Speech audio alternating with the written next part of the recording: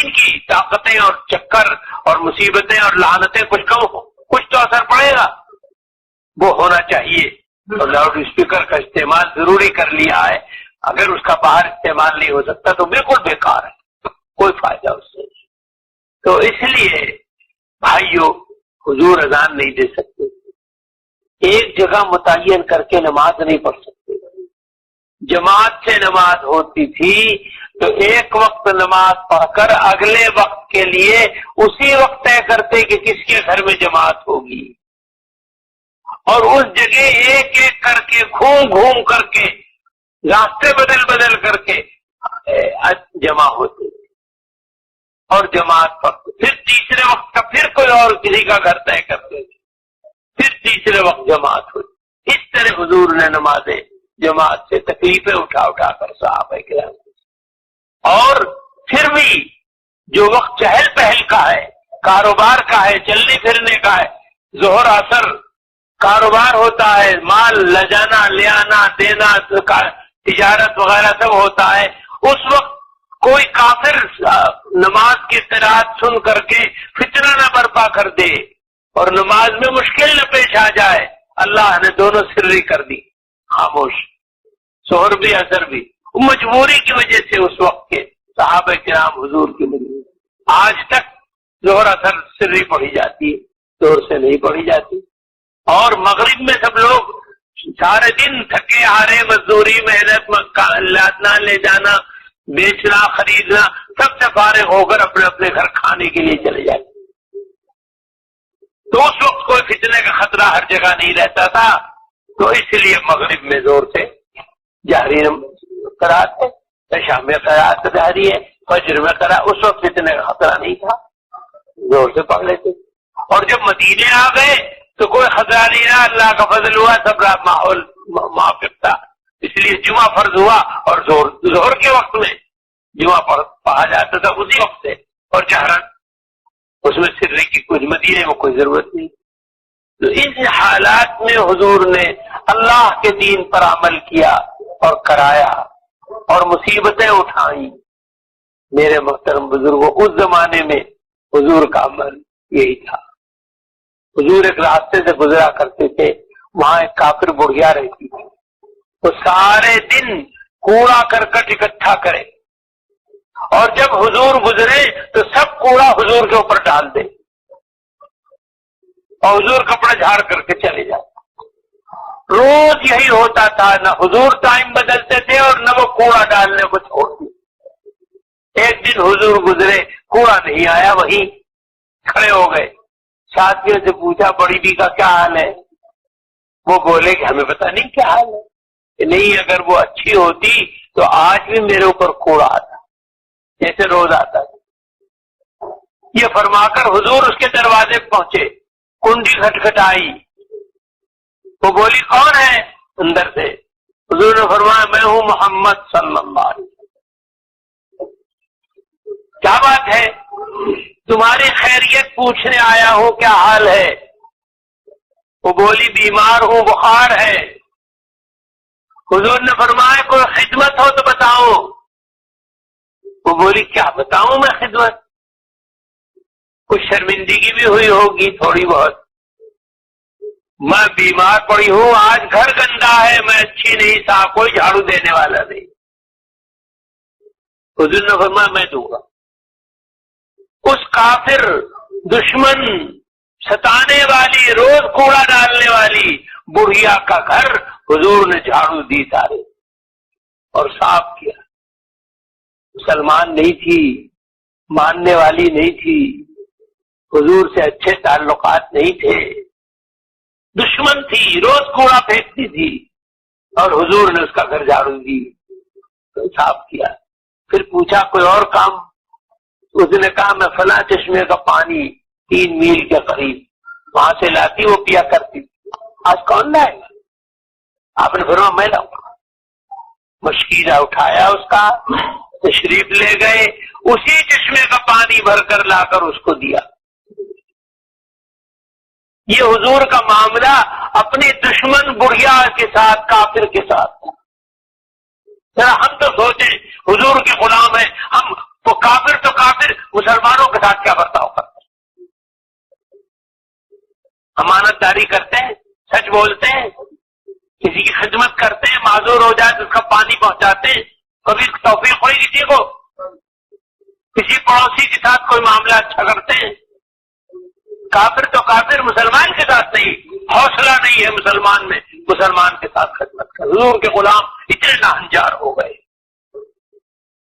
صرف اپنی غرض دنیا ہونی چاہیے. جس بھائی کا چاہو گلا کٹوا لو 5-4 آنے $2-4 کے لیے. آج مسلمانوں کا یہ ایمان ہے، یہ حال.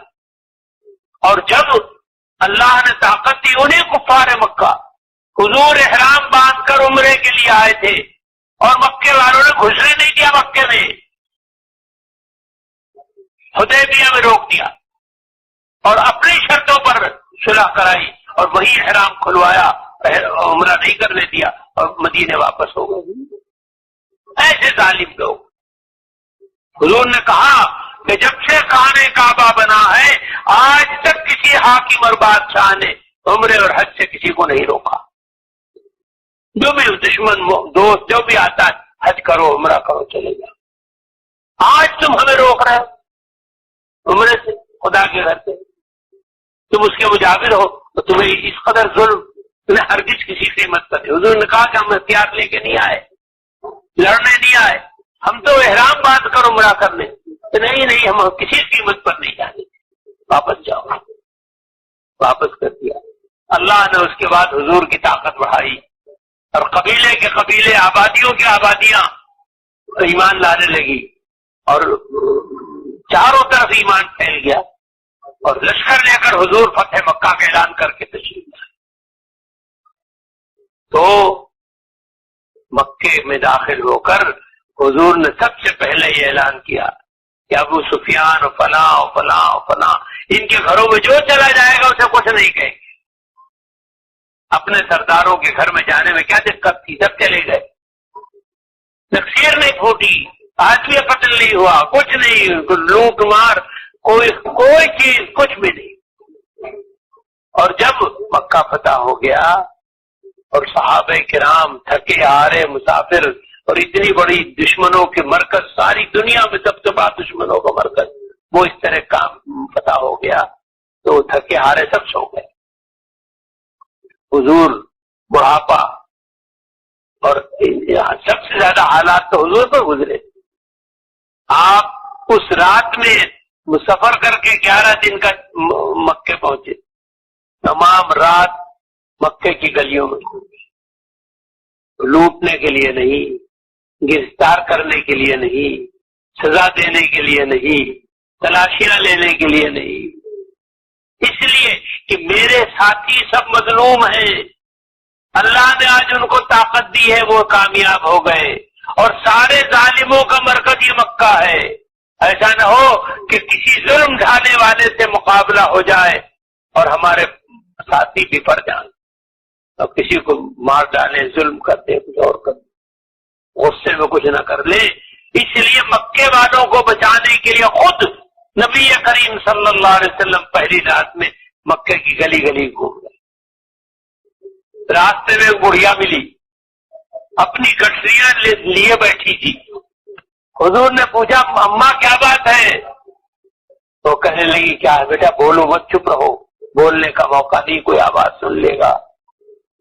کیا بات ہے؟ مجھے باہر جانا ہے مکے سے، کوئی آدمی مل جائے اور میری یہ گٹریاں اٹھا لے، میں بوڑھی اٹھا نہیں سکتی، تو میں باہر جانا ہے. حضور نے فرمایا میں اٹھاتا ہوں. اس بڑھیا کی ساری گٹریاں حضور نے لا دی اور اس کو لے کر مکے سے باہر پہنچے. جب باہر نکل آئے تو اس سے پوچھا کیا بات ہے؟ کہا نہیں بس یہاں رکھ دو. ٹھیک ہے. کہنے لگی اب بتاتی ہوں کیا بات. وہاں کوئی سن لیتا، کوئی مصیبت آ جاتی، سب قبضہ ہو گیا. بیٹا بات یہ ہے تم تو فرشتہ ہو، ایسے ہو ویسے ہو، اور میری زندگی تم نے دے دی اور یہ کیا ہو گیا. ہمارے شہر میں ایک نوجوان پیدا ہوئے تھے، ان کا نام تھا محمد. انہوں نے باپ دادا کا دھرم چھوڑ کر نیا دین پھیلایا. ہم سب نے ان کو ستایا جتنا ہو سکا، رات دن ستاتے، نکال دیا یہاں سے مکے سے. چلے گئے مدینہ منورہ، آج وہ اتنا بڑا لشکر لے کر آئے کہ ہماری ہمت نہیں مقابلے کی اور ہمارے شہر پر ان کا قبضہ ہو، خدا جانے صبح کو کیا ہوگا، کتنا خون بہے گا اور کیا کیا نتیجہ ہے، میں تو کچھ نہیں بول سکتی، اس لیے میں نہ رہوں اور دیکھوں صبح کیا ہوگا۔ چلی آئی مکہ چھوڑ کر باہر، چلی جاؤں گی۔ حضور نے فرمایا ماں میں ہوں محمد صلی اللہ علیہ وسلم، تم ہو، ارے تم ہو فرشتے، یہ ہو، تم تو ایسے، تم تو ویسے، میں گارنٹی لیتا ہوں کہ بال بیکا نہیں ہوگا، تم کو کوئی ستائے گا نہیں، ٹیڑھی نظر نہیں ڈالے گا، اپنے گھر میں اطمینان سے رہو، تمہاری حفاظت کی گارنٹی میں لے لوں۔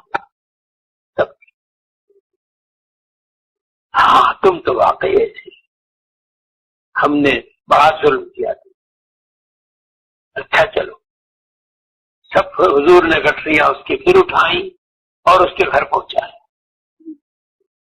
صبح کو حتیم کے پاس حضور کھڑے اور سامنے تمام مکے کے بڑے بڑے جو سردار زندہ تھے وہ سب کھڑے۔ حضور پوچھتے ہیں بتاؤ تمہارے ساتھ کیا ہونا چاہیے، تم کس قابل ہو؟ کہتے ہیں ہم تو بڑے پاپی، بڑے ظالم، جو کچھ بھی ہو کم ہے، ہم نے تو کوئی کسر اٹھا نہیں رکھی، اور اگر آپ معاف کر دیں تو بہت بڑی بات۔ آپ نے سنتے ہی فرمایا لا تثریب علیکم اليوم اذهبوا وانتم الطلقاء، آج میں تمہارے کارنامے بیان کر کے تم کو شرمندہ بھی نہیں کرنا چاہتا، غیرت اور شرم بھی نہیں دلانا چاہتا، جاؤ تم سب آزاد۔ اچھلتے کودتے بھاگے چلے گئے۔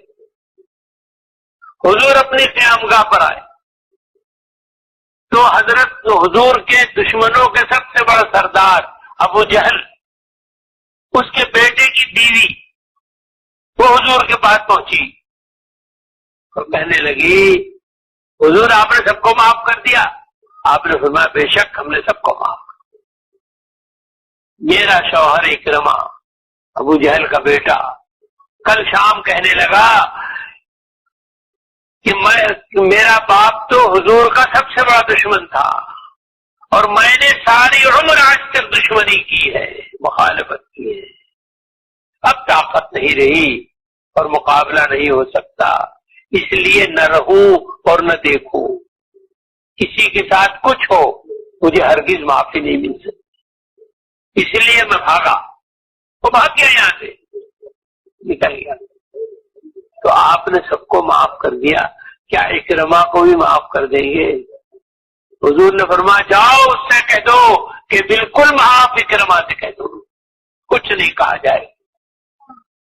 وہ اچھلتی کودتی بھاگی چلی گئی اور اس نے آدمی بھیجا اور یہ کہا کہ آ جاؤ، حضور نے سارے مکے والوں کو معاف کر دیا اور تیرا تو نام لے کر تجھے معاف کر۔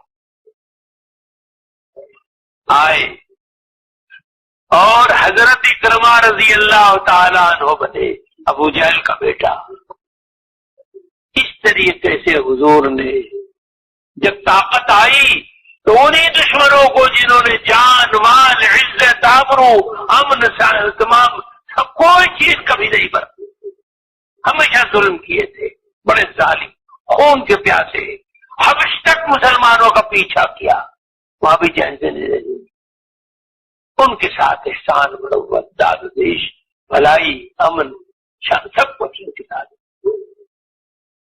اسی حوصلے نے، اسی جذبے نے، اسی اخلاق کریمانہ نے دنیا میں اسلام کو پھیلایا اور انہی ظالموں کی اولاد اسلام پر مر مٹی اور خدا کے دین کو ساری دنیا میں حضور کے اخلاق کے نتیجے میں۔ بھائیوں آج اپنے اوپر غور کرنا چاہیے، حضور کہاں تھے اور حضور کے ہم غلام کہاں؟ اپنوں کے ساتھ، گھر والوں کے ساتھ، غیروں کے ساتھ، کافروں کے ساتھ، مسلمانوں کے ساتھ ہمارے کیا برتاؤ، کیا اخلاق، کیا معاملہ؟ اسلام در کتاب اور مسلمانہ در غور. اسلام کو سمجھنا ہو کتاب پڑھ لو، اور مسلمان کو دیکھنا ہو تو وہ قبروں میں چلے گئے. اب جو مسلمان ہیں ان کے اندر اسلام کی کوئی چیز نہیں پائی ہے،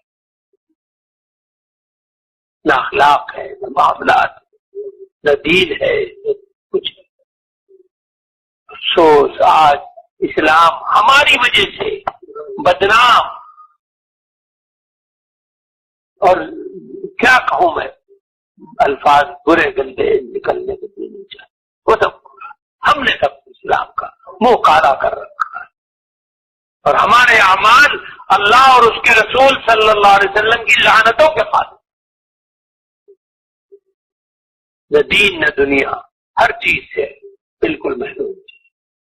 اس لیے بھائیوں، کوئی چیز دنیا کی عزت نہیں دلوا سکتی جب تک اللہ اس کے رسول صلی اللہ علیہ وسلم اس کی کتاب قرآن کو نہیں پڑھو اور اس کے مطابق زندگی نہیں گزارو.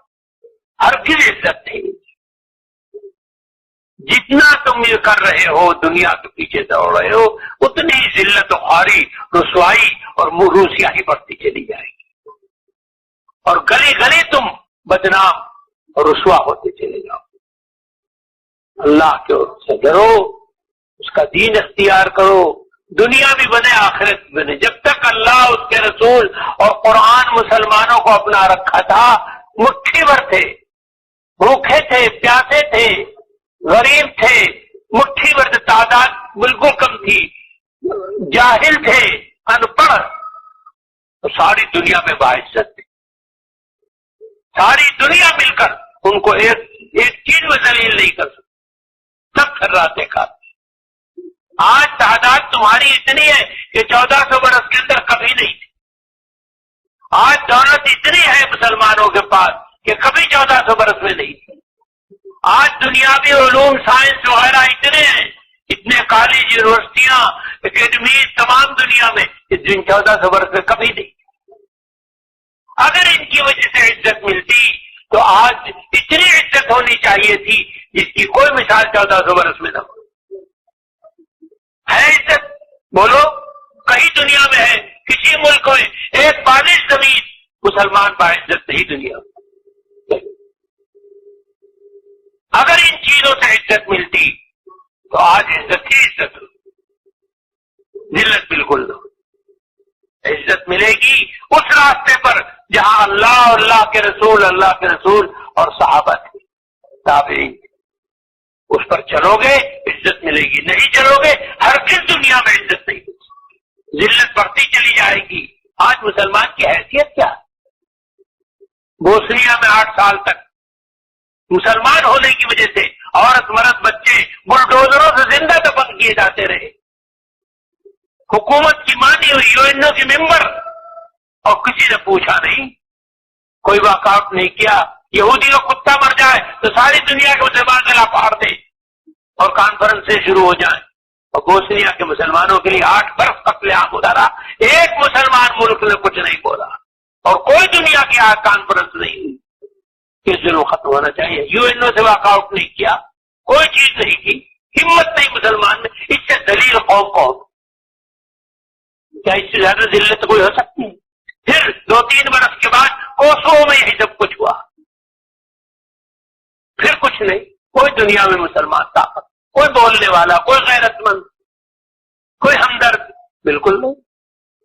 ایک عورت کی عزت خطرے میں پڑتی اور وہ پکارتی تو ساری دنیا کے مسلمان کٹ مرنے کے لیے تیار ہو. ایک وقت تھا مسلمانوں کی غیرت اور عزت، اور یہ بے غیرتی، بے عزتی اور ذلت کا زمانہ ہے. ساری دنیا دولت بھی لیے پھرو، تعداد بھی لیے پھرو، اور کالج بھی، یونیورسٹیاں بھی لیے پھرو. کیا حیثیت، کیا حیثیت؟ لیکن سب کچھ منظور ہے مسلمان کو، اللہ کا راستہ منظور نہیں، حضور کا راستہ منظور نہیں، ذلت منظور ہے. جوتے کھائیں گے اب کے مار کے دیکھ، اور پھر وہاں جوتا لگے گا اب کے مار کے دیکھ. بس یہ حال ہے مسلمان کی عزت کا.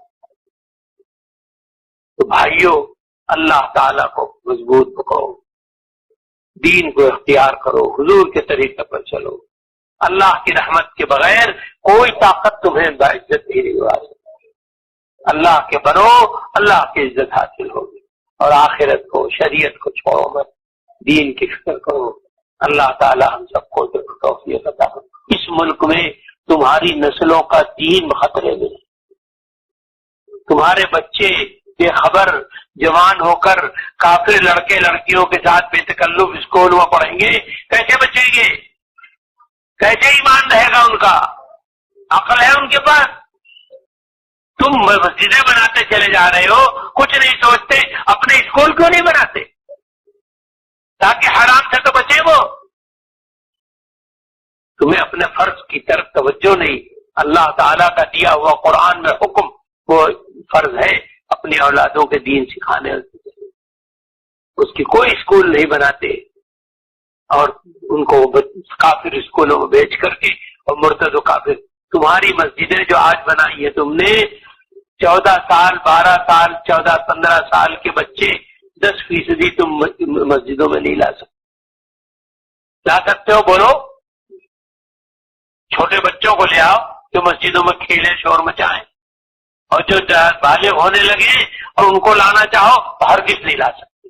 100 میں 10 بچوں کو نہیں لا سکتے اسکول کے بگڑے ہوئے، اور ان کی دوست سر کافر بچے بچیاں، اور اپنے گھروں میں لا کر کے وہ ان سے جناب دوستی اور عشق معاملہ کر۔ اس طرح تم ان کا ایمان خراب کر رہے ہو۔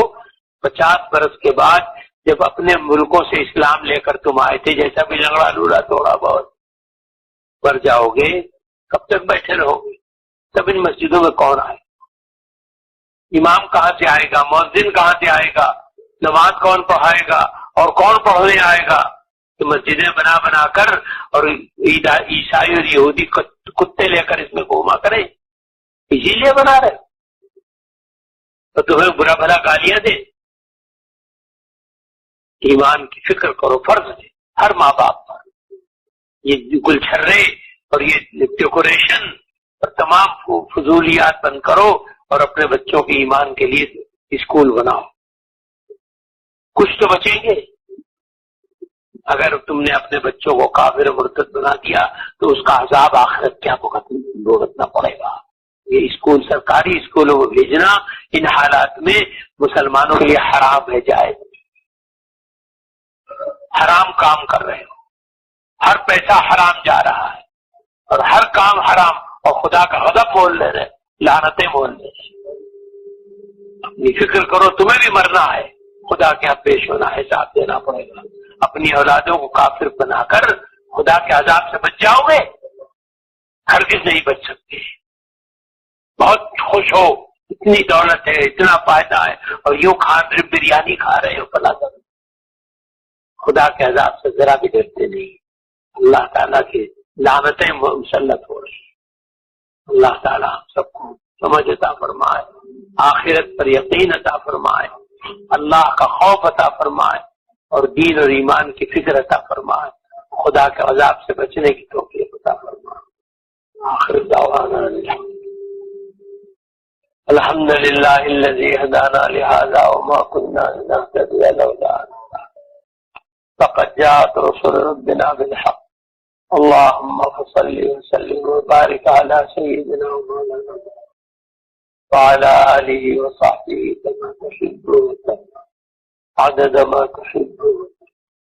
اے اللہ ہمارے گناہوں کو معاف فرما، ہماری خطاؤں سے درگزر فرما، ہمیں مغفرت و رحمت عطا فرما، ایمان کامل عطا فرما، پختہ ایمان عطا فرما، آخرت پر یقین عطا فرما، اپنا خوف و خشیت عطا فرما، اپنی مرضیات سے مالا مال فرما، بیماروں کو شفا عطا فرما، قرضداروں کے قرضوں کو ادا کروا دے، مصیبت زدوں کی مصیبتوں کو دور فرما دے۔